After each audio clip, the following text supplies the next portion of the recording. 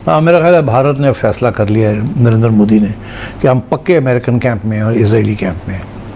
ये उनका पक्का फैसला है। हम टेम्परेरी सोचते हैं, हम छोटी सोच रखते हैं। कोशिश कर रहे हैं कि ये जिल्लत का मकाम है मुस्लिम उम्मा के लिए, ये जो काम उनके सामने हो रहा है। इजराइल ये कह रहे हैं कि अमेरिका से ज्यादा वो भारत के ऊपर भरोसा करते हैं, अमेरिका से ज्यादा भारत से नजदीक हो रहे हैं। दूसरी जानिब एक हमारा पड़ोसी है सर, स्पाइलर है, और अभी नेतान्याहू ने कहा है कि सिर्फ अमेरिका ही ताकतवर हमारा दोस्त नहीं है, बल्कि एक छोटा सा मुल्क, बद्दा सा मुल्क जो है वो इंडिया भी हमारा जो है वो ताकतवर हमारा हमसाया है, यानी कि दोस्त है।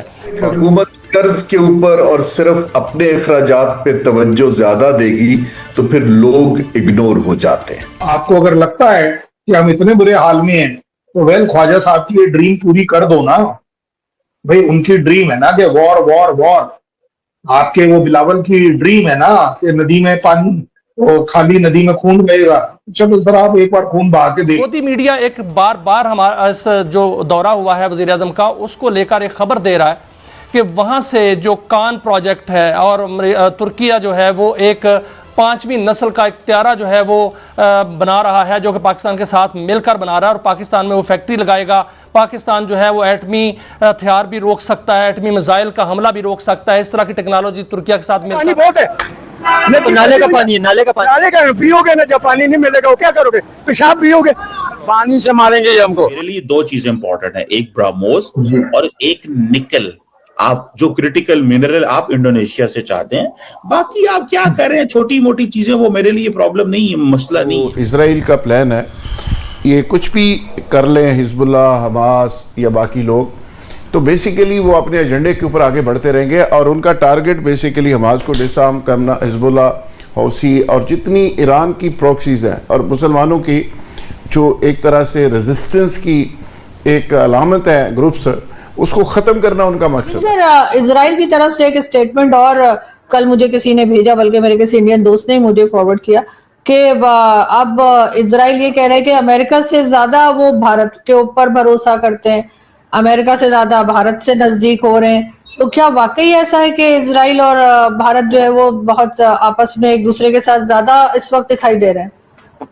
चलिए अगर हमने ये देखना हो कि दो कंट्रीज कौन किसके पास है या नहीं, तो मैं एक गलत एग्जांपल लूंगा, उससे सारा समझ आ जाएगा। क्योंकि गलत चीजें ना हम लोग बड़ी तेजी से समझते हैं। इंडिया पाकिस्तान में ये बड़ी अच्छी बात है। मैं आपको अच्छी बात बताऊंगा, कोई नहीं समझेगा, गलत करके बताऊंगा फटाफट समझेंगे।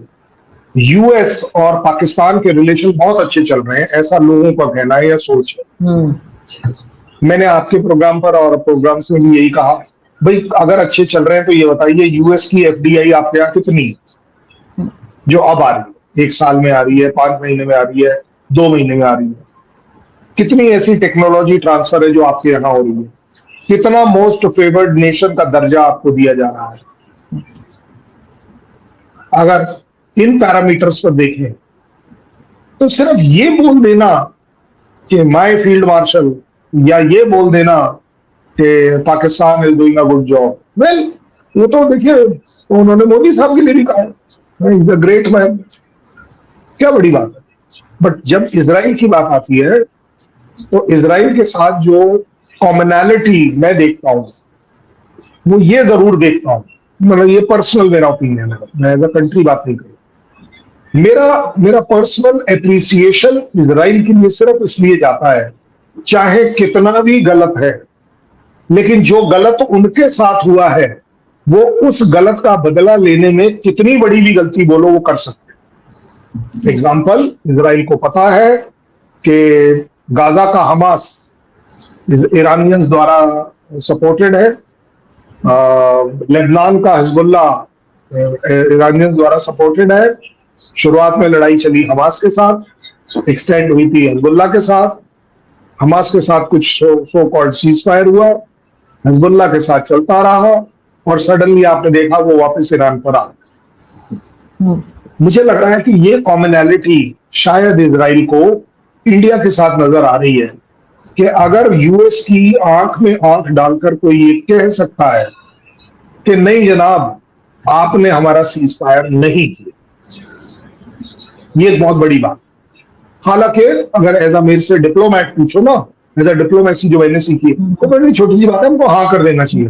क्या बैठे बिठाए पंगे लेते रहो बेकार में, क्या ईगो, इतना ही तो बोलना था। आज भी ठीक है, यूएस के प्रेसिडेंट का भी सहयोग था, मार्क माय वर्ड, डिप्लोमेसी इसी को कहते हैं, यूएस प्रेसिडेंट का भी सहयोग था, सहयोग था। उन्होंने कराई या नहीं कराई की बात नहीं है, बट डिस्प्यूट खत्म हो गया। सो इसलिए मैं ये जरूर कहूंगा कि इजराइल और इंडिया के बीच में डिफेंस ट्रेड अच्छा खासा हो रहा है। हालांकि मैं अभी भी ये बड़े कॉन्फिडेंटली नहीं कह पाऊंगा कि इजराइल रशिया या यूएस की तरफ जो हम देख रहे हैं टेक्नोलॉजी के लिए, कि उसके मुकाबले में इजराइल उनसे ऊपर चला गया। Israel is a big partner इसमें। अच्छा, हमारे लिए इजराइल पता है एक जगह गलती सही, लेकिन एक तरह से इंपॉर्टेंट इसलिए भी है कि हमें ये जरूर मालूम है कि अगर हमने किसी कंट्री का जो हमारे अगेंस्ट है, अगर उसके न्यूक्लियर प्रोग्राम पर नजर है, तो वो इजराइल की जरूर है। अगर उसे कोई डिस्ट्रॉय करने की काबिलियत रखता है, इच्छा शक्ति रखता है, हम रखें या ना रखें, इजराइल जरूर रखता है। मैं ये बात जिम्मेदारी इसलिए कह रहा हूं, आपके मेरे बीच में, पाकिस्तान इंडिया के बीच में न्यूक्लियर इंस्टॉलेशंस के लोकेशंस का एक्सचेंज है। आपने हमें बताया हुआ है, हमने आपसे, और एक एग्रीमेंट एग्जिस्ट करता है कि हम आपके उन न्यूक्लियर इंस्टॉलेशंस के ऊपर अटैक नहीं करेंगे। जबकि इजराइल के साथ नहीं है। तो इसका मतलब ये हो गया कि हमारे पास वो एक ट्रम्प कार्ड तो है कि चलो यार हम तो नहीं करेंगे। और वैसे भी मैं आपको बता रहा हूँ, हमारे कैरेक्टर में है भी नहीं। मेरी सबसे बड़ी तकलीफ ये है कि मेरा कैरेक्टर जो है ना, वो बड़ा कमजोर सा है इस मामले में। वो उदारवाद, मानवता, ये सब चीजों में बड़ी जल्दी पिघल जाता है। इजराइल नहीं पिघलता है। बहुत सारे लोगों का ये मानना है कि असल में डर पाकिस्तान का है, लेकिन वो ईरान के जरिए पाकिस्तान को रोकना चाहते हैं। देखिए, इस पाकिस्तान का तो डर का हमेशा से था, और पाकिस्तान का ये डर खौफ में तब्दील हुआ जब एक डरावने ख्वाब के अंदर तब्दील हुआ, जब पता चला कि रवायती जंग के अंदर पाकिस्तान अपने से 8 गुना बड़ी जो फौजी ताकत है उसको उधेड़ के रख देगा। ये वाकई एक खौफ बन गया।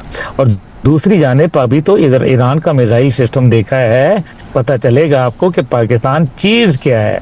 मैं आपको बता रहा हूँ, पता नहीं लग जाएगा, लग पता जाएगा। इसके अंदर दूसरी जो पाकिस्तान के अलावा जो उनको खौफ है वो ये है कि उनको बीच बाजार उनकी इज्जत उतर गई है, और वो इज्जत जब उतर जाती है तो उनको ये खौफ पड़ जाता है कि जिन ममालिक के ऊपर हम एक जो खौफ कायम करके या डरा के ईरान के खिलाफ हम उनसे पैसे वैसे वसूल करते थे, वो तो अब उनके हाथ से गया, इसलिए उनको ये भी खौफ है। तीसरा खौफ उनको ये है कि अमेरिका तो आज नहीं तो कल जाएगा, फिर इजराइल का क्या बनेगा, जिसको कहते हैं ना तेरा क्या बनेगा कालिए, तो फिर वो कालिया तो फिर फारिग हो जाएगा।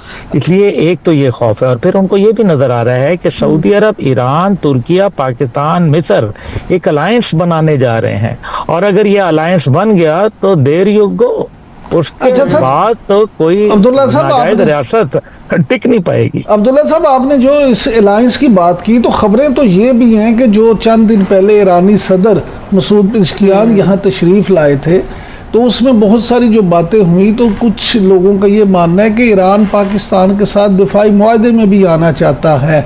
क्या आपके पास भी कोई ऐसी इतलात हैं सर? जी बिल्कुल, आज का थोड़ी आना चाहता है, वो कब का आना चाहता है, वो आपके साथ बात करना चाहता है। लेकिन क्या आप बात करना चाहते हैं, क्या आप ऐसी अंडरस्टैंड देखें, ईरान के साथ पाकिस्तान डिफेंस मुआहदा तब ही कर सकता है जब अरब दुनिया के साथ पाकिस्तान उनको राज़ी कर ले। और मेरा ख्याल है अरब दुनिया को अब रियलाइजेशन, जैसे अभी इन्होंने बात की, तो मैं समझता हूँ कि अरब दुनिया को अब रियलाइजेशन शुरू हो चुकी है। रियलाइजेशन के साथ बल्कि ये कहना चाहिए कि उनको हकीकत समझ आ गई है। इस वजह से अब ये इत्तेहाद नागुज़ीर है, ये होगा इंशाअल्लाह ताला। अच्छा इसमें आप फिक्र ना कीजिए सर। अब्दुल्ला साहब, अल्लाह करे कि आपकी बात सच साबित हो, लेकिन ये भी खबरें हैं कि मसूद पेज़ेश्कियान साहब पाकिस्तान को बड़ी ऑफर भी दे के गए हैं, तो पाकिस्तान को क्या ऑफर दे दी ईरान ने ऐसी सर? ऑफर यह है, क्लीन चिट है पाकिस्तान के पास, भर लो अपनी मर्जी की रकम, भर लो अपनी मर्जी का कारोबार, भर लो अपनी मर्जी की शराइत, भर लो अपनी मर्जी की मोहब्बत, भर लो अपनी मर्जी की सियासत, भर लो, और सिर्फ अपनी मर्जी की जेबें नहीं भरने देंगे। क्योंकि रिश्वत का जो सजा है ईरान में हाथ काटने हैं, तो फिर पाकिस्तान तो बहुत सारे लोग टुंडे हो जाएंगे, इसलिए ये भी एक बहुत बड़ा खतरा मौजूद है। दोस्तों, ईरान जंग से अपनी जान छुड़ाने के लिए डोनाल्ड ट्रंप तो इजराइल के प्रधानमंत्री बेंजामिन नेतन्याहू ने एक ऐसा बयान दिया है जिसने पूरी दुनिया का ध्यान खींच लिया है। फॉक्स न्यूज को दिए गए एक इंटरव्यू में नेतन्याहू ने साफ साफ कहा कि इजराइल अब अमेरिका के क्लब में नहीं है, बल्कि भारत के क्लब में है।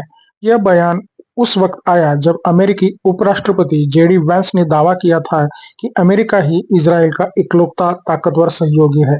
नेतन्याहू ने इसका करारा जवाब देते हुए भारत को अपना सबसे भरोसेमंद दोस्त बताया।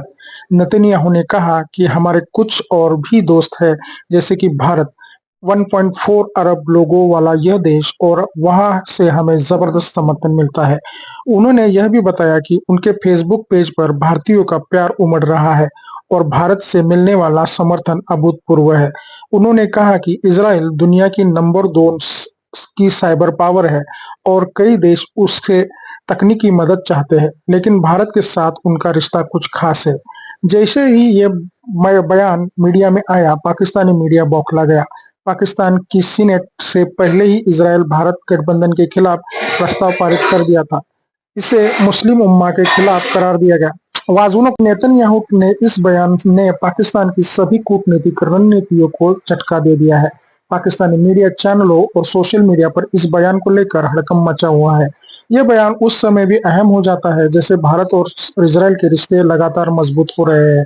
प्रधानमंत्री नरेंद्र मोदी और नेतन्याहू के बीच गहरी दोस्ती है और दोनों देश रक्षा, तकनीकी, कृषि और साइबर सुरक्षा जैसे क्षेत्रों में काम कर रहे हैं। नेतन्याहू ने अपने बयान में यह भी संकेत दिया कि भारत, इजराइल, अमेरिका का त्रिकोणीय संबंध अब नई दिशा में बढ़ रहा है। दोस्तों, ये था बेंजामिन नेतन्याहू का एक धमाकेदार बयान जिसने पाकिस्तानी मीडिया की नींद उड़ा दी है और भारत इजराइल की दोस्ती को नई ऊंचाइयों पर पहुंचा दिया है। यह बयान साबित करता है कि भारत आज दुनिया के हर बड़े देश का पहला पसंदीदा पार्टनर है। आज की वीडियो में यही रुकते हैं, मिलते हैं और एक नए वीडियो के साथ। तब तक के लिए जय हिंद, वंदे मातरम।